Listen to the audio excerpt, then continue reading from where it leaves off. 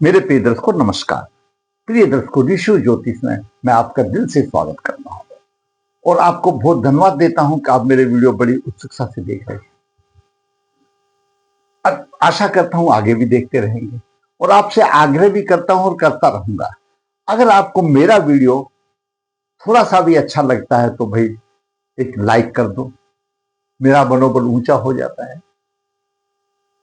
और अगर कमेंट्स में भी 2 शब्द लिख दिया तो और सोने पे सुहागा है। मेरा वीडियो जो भी है वो सब आप लोगों की कुंडली का ही है, वास्तविक कुंडली का है। क्यों वही खत्म नहीं हो रहे? आप लोगों के इतने पॉइंट आ जाते हैं, कहीं कमेंट्स में आ जाते हैं, कहीं लाइव प्रोग्राम में आ जाते हैं, तो मैं भी सोचता हूं आपका मार्गदर्शन हो जाए। और मैं बड़े दिल से परिश्रम करके आपका मार्गदर्शन करता हूं। फिर मुझे आपसे उम्मीद हो जाती है कि आपको अच्छा लगेगा तो लाइक करेंगे। दर्शकों, आपने पहले बहुत सुना होगा, जो पढ़े लिखे हैं उन्होंने पढ़ा भी होगा, देव और असुर। देव मतलब देवता, असुर मतलब राक्षस। ये बहुत पहले से ही कहानी आदिकाल से चलती आ रही है। पता नहीं कितने युग बीत गए। जब गूढ़ ज्ञान में जाते हैं तो ये भी पाते हैं, अगर पहले तो सिर्फ देवता और ये असुरी थे। जब सृष्टि की रचना हुई, कैसा भी समझ लो, आपने इनके संग्राम के बारे में बहुत सी बातें सुनी होंगी।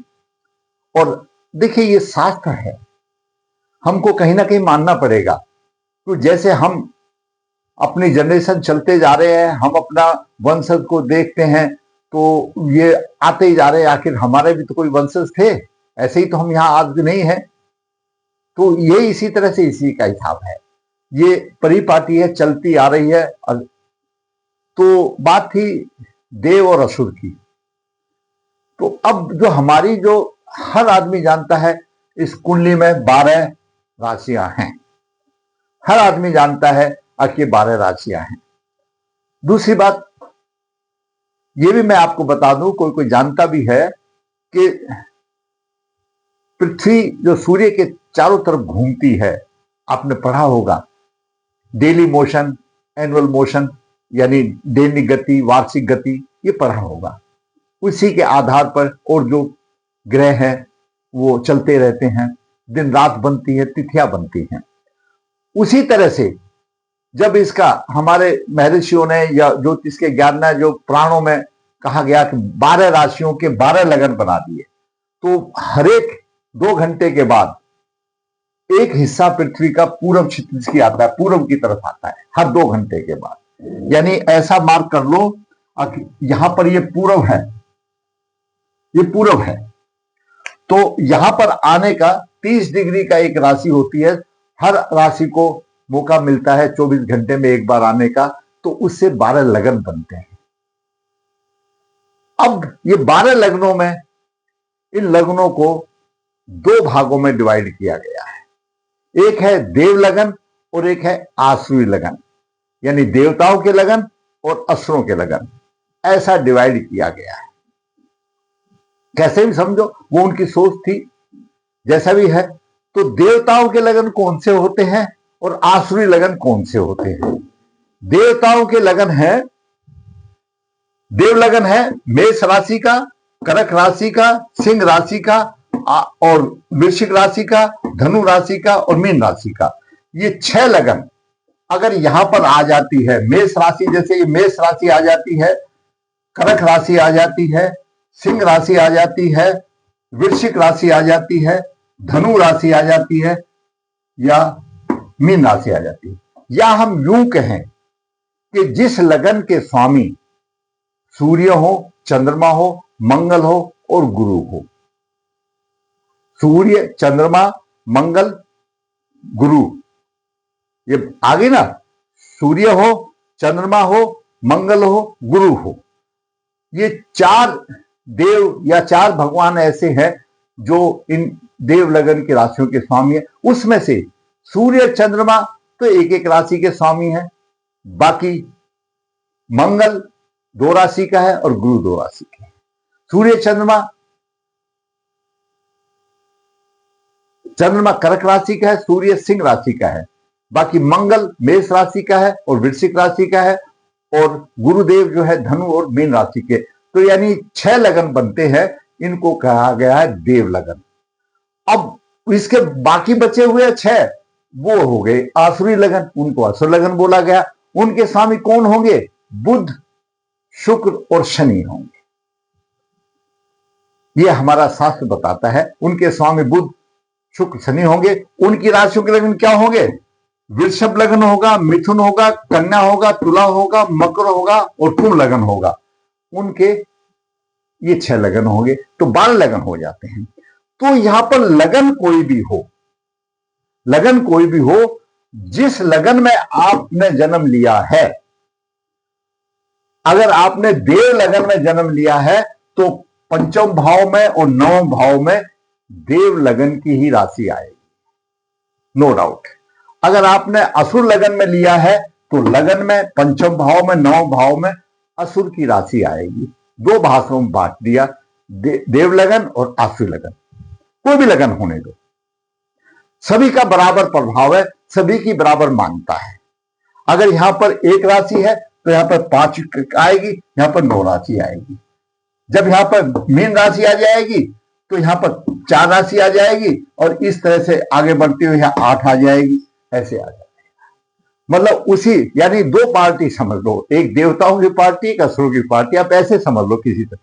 तो जिस पार्टी का लगन होगा उसी के ये पंचम भाव और नवम भाव होंगे, जो कि धर्म त्रिकोण कहा गया है। कोई भी लगन हो। अब इसमें मुद्दे की बात यह है, आपको समझाने की बात यह है कि किसी भी लगन कुंडली में लगन का स्वामी, पंचम भाव का स्वामी और भाग्य भाव का स्वामी, ये धर्म त्रिकोण है और ये कर्ण आधार माने गए हैं।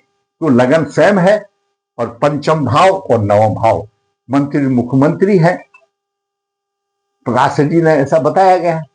तो मेन ये 4 बताए गए हैं। अब ये 4 जहां पर दृष्टिपात करते हैं उसकी बढ़ोतरी करते हैं, लग्नेश हो, पंचमेश हो और नवम भाव का स्वामी हो। फिर हमको चाहिए एक दसम भाव, क्यों कार्य तो करना है।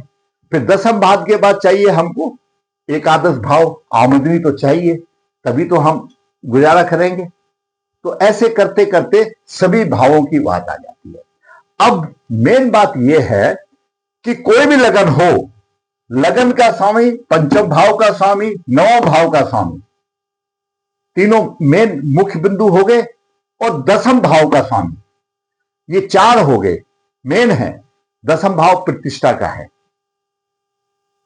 तो ये 4 बिंदु मेन माने गए। भाई कर्म भी तो चाहिए, उसके बाद आमदनी भी आ जाएगी, आमदनी का भी भाव लगा लो, मान लिया जाए। चलो, अगर इनमें से, इन बिंदुओं में से कोई भी लगन हो आपका, चाहे देव लगन हो या आसुरी लगन हो, अगर लग्नेश, पंचमेश और भाग्य भाव का स्वामी अगर यही अशुभ स्थिति में हो गए, कुछ भी हो, चाहे अस्त हो, कैसे भी हो, और दसम भाव भी अशुभ स्थिति में हो गया, तो आप विचार कीजिए कि उस बालक की क्या स्थिति होगी।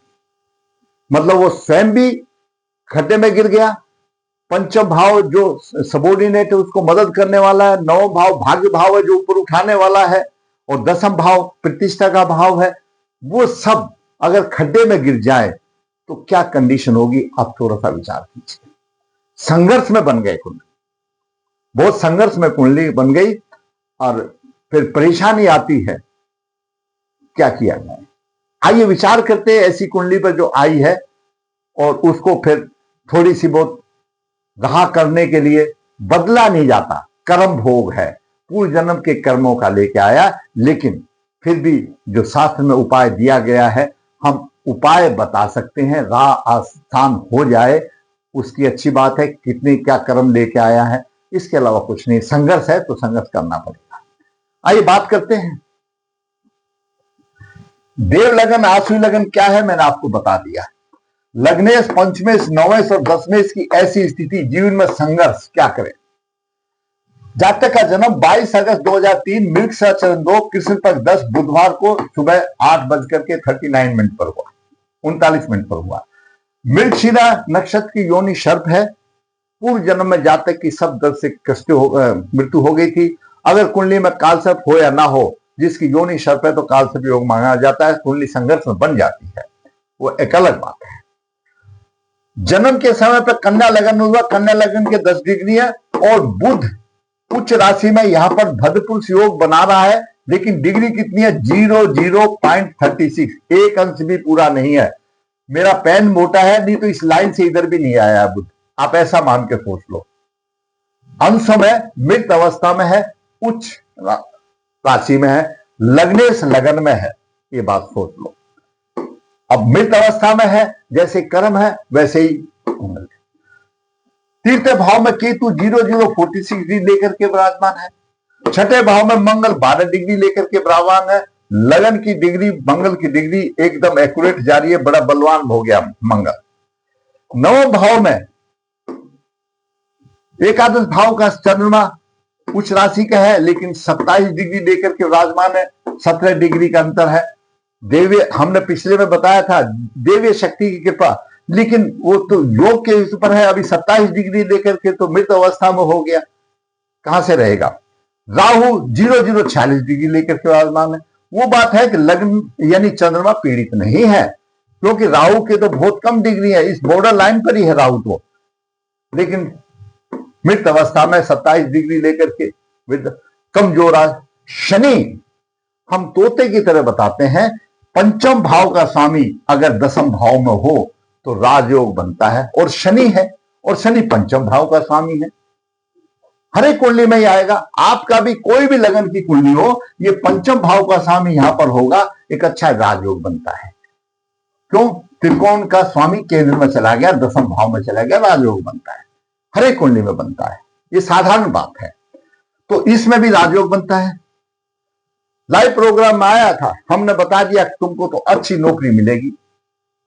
क्यों? उसमें तो भाई अगर 1 घंटा हम लाइव प्रोग्राम में रहते हैं, उससे ज्यादा रहेंगे तो नेट ही चला जाएगा, यानी कैमरे सब जा जाए, फिर लंबा हो जाएगा, तो उसमें तो कोई इंटरेस्ट नहीं, देखेगा कौन। लेकिन बाद में जब देखा तो ये राजयोग तो भंग हो रहा है, कैसे नौकरी मिलेगी, तो हमने विचार किया बच्चे का मार्गदर्शन करना चाहिए। तो लाइव प्रोग्राम में इतनी चीजें ना तो देखी जा सकती है ना कुछ है, और जो कहता है कि बस देख करके बता दो, भाई उसकी कैपेसिटी होगी। मैं समझता हूं कोई भी ज्योतिषाचार्य लाइव में अगर एक पब्लिक के लिए लाइव रख रहा है तो उसमें नहीं हो सकता। हाँ, कहीं पैसे लेके कर रहा है, 500-700 फीस लेता है तो आधा घंटा भी लगा सकता है, जैसा भी लगा वो अलग बात है, लेकिन साधारण तौर पर ये संभव नहीं होता है, होगा नहीं, क्यों? ये सारी चीजें देखना। अब यहां पर हमने उसको सोचा भाई ये तो राजयोग है, राजयोग विफल हो गया, भंग हो गया, बालक का मार्गदर्शन करना चाहिए। 2003 का, अभी 22 साल की पूरी उम्र पड़ी है, कोई चिंता नहीं है, हम उसको ऐसा रास्ता बताएंगे जो आराम से होगा। राहु की महादशा चली है 2026 तक कृत्या नक्षत्र में, कृत्या नक्षत्र पीड़ित है। अब इधर को आगे जाकर के शनि आ गया, आगे द्वादश भाव में सूर्य अपनी राशि में है, और गुरु 4 डिग्री लेकर के सूर्य से बिल्कुल नजदीक है। सूर्य 4 डिग्री 43 मिनट पर, तो गुरु 4:56 पर है, और शुक्र भी अस्त है 5:39 है। गुरु यानी गुरु सूर्य से अस्त है, गुरु चतुर्थ भाव और सप्तम भाव का स्वामी है, सूर्य से अस्त है। शुक्र भाग्य भाव का स्वामी है और द्वितीय भाव का स्वामी है, सूर्य से अस्त है। अभी अस्त की एक्चुअली पोजीशन नवास में देखें तो नवास में भी गुरु और शुक्र सूर्य के साथ आ रहे हैं, बिल्कुल प्रभावहीन हो गए हैं। शुक्र भी प्रभावहीन है और गुरु भी प्रभावहीन है, अस्त है। विश्व नवास में बुध भी आ गया, राहु भी आ गया, शनि भी आ गया।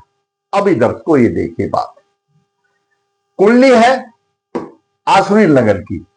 आसुरी लगन में कौन बनेंगे? बुध, शुक्र और शनि, क्योंकि आसुरी लगन में बुध लग्नेश हो गया, पंचम भाव का स्वामी शनि हो गया, और नवम भाव का स्वामी शुक्र हो गया। और आसुरी लगन के यही 3 ही हैं, बुध, शुक्र और शनि। इन्हीं से आसुरी लगन के स्वामित्व और पंचम और नवम भाव के स्वामी बनते हैं आपस में। कैसे? विश्व नवास में बुध आ गया, बुध लगन का स्वामी है और दसम भाव का स्वामी है। मैंने आज इसीलिए पहले भी कभी बनाई है, लेकिन और दर्शक आगे, विश्व नवास कब कब होता है? मेष राशि हो, वृश्चिक राशि हो, कन्या राशि हो, धनु राशि में कोई भी ग्रह 0 से लेकर के 320 डिग्री तक एक चरण आता है डिग्री का, वहां तक विष नवास में होगा। और अगर मिथुन राशि है, सिंह राशि है, तुला राशि है, कुंभ राशि है, उसमें किसी भी ग्रह की 13 डिग्री 20 मिनट से लेकर 16:40 तक विष नवास में होगा। कर्क राशि होने दो, वृश्चिक राशि होने दो, मकर राशि होने दो, और मीन राशि में अगर कोई ग्रह 26 डिग्री 40 मिनट से 30 डिग्री तक होगा, विष नवास में होगा। आप अपनी कुंडली में ये नोट करके देख लीजिए। आप अपनी कुंडली में, आज सबके पास कंप्यूटराइज कुंडली है, आप देख सकते हैं कि मेरा ग्रह कौन सा ग्रह विष नवास में है। मैंने यह राशियों के दे दिया है और यहां पर अंश दे दिए हैं, ठीक है। अभी इस कुंडली के लिए बुध, शनि और शुक्र कारक ग्रह हैं। मतलब पंचमे से वो बात अलग है, शनि छठे भाव का भी स्वामी है, लेकिन सीधी तरीके से आमतौर पर कारक है। कारक में से बुध भी विष नवास में चला गया, शनि भी चला गया और भाग्य भाव का स्वामी अस्त हो गया, तो तीनों विकेट तोड़ दिया। लग्नेश भी गया, पंचमेश भी गया, नवेश भी गया और दसमेश बुध भी गया। ये तीनों अशुभ स्थिति में आ गए। शुक्रदेव अस्त हो गए और बुध और शनि विष नवास में आ गए। अब आप हिसाब से सोचिए, अस्त ग्रह विकल हो जाता है, प्रभावहीन हो जाता है, और इसमें भी एकदम एक ही साथ में तो कोई प्रभाव नहीं हुआ। और विष नवास में ऐसा बताया गया है कि जो ग्रह विष नवास में होगा, कुंडली में अपने कारत्व की हानि करेगा और जिस भाव का स्वामी उस भाव की हानि करेगा। अब भी बुध बुद्धि का कारक है, वाणी का कारक है, उसमें भी हानि होगी ज्योतिष सिद्धांत के अनुसार। और बुध दोनों भावों का स्वामी है, लगन का स्वामी, दशम भाव का स्वामी है, इसमें भी हानि करेगा, इसमें भी हानि करेगा। अब राहु तो वैसे ही अशुभ है, तो जहां देखेगा वहां हानि करेगा। लेकिन अच्छा है 0046 पर राहु के द्वारा इतनी कोई हानि नहीं हो रही है। क्यों? चंद्रमा भी बचा हुआ है। हाँ, राहु से पीड़ित है, बुध जरूर पीड़ित है, क्यों? बुध की 036 है और राहु की 046 है। बुध पर सीधा अटैक कर दिया राहु। लग्नेश पीड़ित है, इसमें कोई डाउट नहीं, उनका कोई पूर्व ऐतृप योनि में है। लग्नेश को पीड़ित कर दिया उसने। और शनिदेव भी विष नवास में आ गए। अभी शनिदेव क्या है? पंचम भाव के स्वामी है। कहीं ना कहीं शिक्षा में भी परेशानी, संतान में परेशानी, और दसम भाव में आ गए तो व्यवसाय में भी परेशानी आ गई। तो मेरा कहने का मतलब है, जो कुंडली के जो रक्षक हैं, बनाने वाले हैं, ऊंचा उठाने वाले हैं, लग्नेश, पंचमेश, नवमेश और दसमेश, वो ही अंतर्ध्यान हो गए। एकादश भाव का स्वामी वृद्ध अवस्था में आ गया 27 डिग्री लेकर के दैविक शक्ति। और जब किसको देगा? जब बुद्धि काम से चला गया तो पीड़ित भी हो गया और विष नवास में भी आ गया। तो आप सोच के देखिए कि ऐसे जातक की क्या स्थिति होगी। चंद्रमा लगन से भी वही बात बनती है, 7, 8, 9, 10। चंद्रमा लगन से भी वही कंडीशन बनती है। चंद्रमा लगन से शुक्र लग्नेश बनता है तो अस्त हो गया, और दसम भाव का स्वामी शनि बनता है तो ये भी विष नवास में आ गया। चार सभी तरह से स्थिति दयनीय बनी है। क्यों आया? पूर्व जन्म के कर्म से भोग है, भोगना पड़ेगा, कोई उपाय नहीं है। एक साधारण उपाय है, वो करो और आपको जरूर फायदा मिलता चला जाएगा, आपकी जीवन आसान हो जाएगी। सूर्य ने 2 ग्रह को अस्त किया है। सुबह प्रातः होते ही सूर्य उदय के होते हुए अर्घ दो, विधिवत अर्घ दो। विधिवत का अर्थ है, मैं आपको समझा दूं, बीच बीच में पहले ही बताया, जो सूर्य को अर्घ दिया जाता है, आप सुनो दर्शकों, बड़े ध्यान से सुनो, बहुत काम की बात मैं बता रहा हूं कि सूर्य को जब विधिवत अर्घ दिया जाता है सूर्य उदय के 1 घंटे के अंदर में। आज रविवार है, रविवार को जो सूर्य को उदय देगा तो सूर्य उदय का टाइम जहां 6:30 बजे है तो 7:30 तक वो सूर्य का टाइम होगा 1 घंटे का। और जब सोमवार को देगा तो चंद्रमा का होगा, मंगल का होगा तो मंगल का होगा। उसको कहते हैं ग्रह की होरा। यानी जिस दिन सूर्य उदय हो रहा है उसके 1 घंटे तक जो वार पड़ता है उसी वार की होरा होती है। अगर मंगल पड़ता है तो मंगल की, बुध पड़ता है तो बुध की, गुरु है तो गुरु की। इस तरह से जो आप अर्घ दे रहे हैं वो सूर्य देव को भी जाता है और उन मंगल बुध इन भगवानों को, उन ग्रहों को भी जाता है। विधिवत अर्घ दो तो आपको अवश्य राहत मिलेगी, और जब मौका मिले तो नारायण बलि श्राद्ध अवश्य कर लो ताकि पूर्वजनों का प्रायश्चित हो जाए। तो अर्घ को मत छोड़िए। दूसरा, अपने आप को भोलेनाथ के समर्पित कर दो। भोलेनाथ एक ऐसे देव है हमारे, जो आपके हर नजदीक कहीं ना कहीं मन बन जाता है। जो कर सकते हैं उसके आप सोमवार को उसको जो रोजाना कर सकते हैं, उस भोलेनाथ को आप अच्छी तरह से उसके पैर पकड़ कर रख लो, वही जीवन उद्धार करेंगे। साधारण उपाय कोई काम का आपका नहीं आएगा और आप 6-7 महीने में ऐसे बुलंद हो जाओगे, हिम्मत तोड़ने की जरूरत नहीं है। बहुत अच्छा योग आपको मिलेगा और आपकी राह आसान हो जाएगी। ये सब कर्म भोग है, पूर्व जन्म के कर्मों का फल है। तो दर्शकों, छोटे से वीडियो में एक संघर्षशील जातक है, 2003 का जन्म है। अब उसने पूछा तो बाद में देखा तो बिगड़ी मशीन निकली, जबकि अच्छा योग भंग हो गया। अगर नारायण बलि श्राद्ध कर लिया तो ये विष नवास वगैरह सब खत्म हो जाएगा। उसके बाद सब आपकी दिनचर्या अच्छी होगी। और बुध का रतन धारण गले में धारण कर लेना जब आपके पैसे की स्थिति अच्छी दिखाई देती है। तो अगर वीडियो अच्छा लगा है तो लाइक करो, शेयर करें, जिन चैनल सब्सक्राइब करें ताकि आने वाली वीडियो भी आपको अपडेट करें और आपका मार्गदर्शन कर सके। धन्यवाद।